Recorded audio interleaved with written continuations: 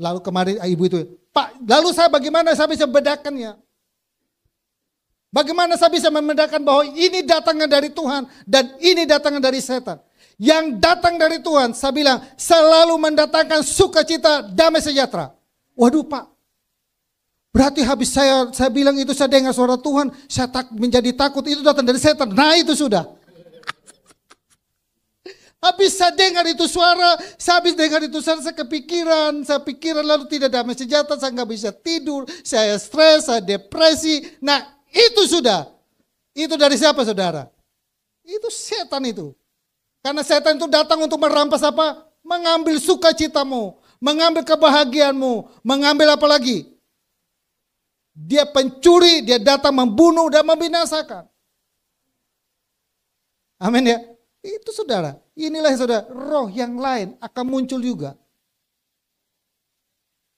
Kalau dia bahasa roh biarin, kita nggak usah terlalu menghakimi dia. Mau dia jungkir bagaimana saya tidak pernah melarang orang bahasa roh. Saya tidak pernah menghakimi orang tentang bahasa roh.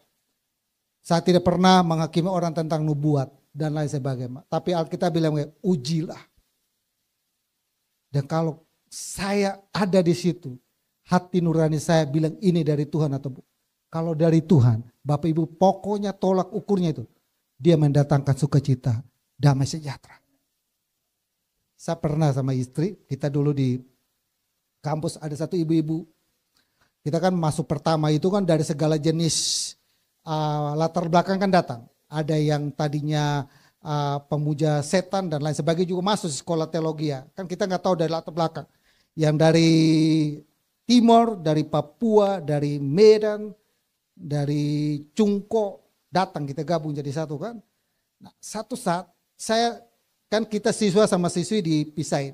Jadi ini siswa, ini siswi. Nah, saya kebetulan berlutut kita ada biston siang, pagi sama siang. Saya tahunya setelah siang. Pagi itu saya biston, saya di sebelah sini, dia di sebelah sini.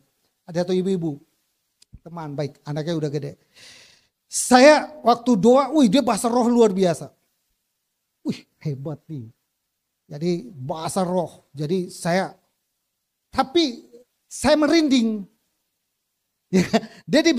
Saya di sebelahnya jadi saya merinding, tahu gak Bapak Ibu ya.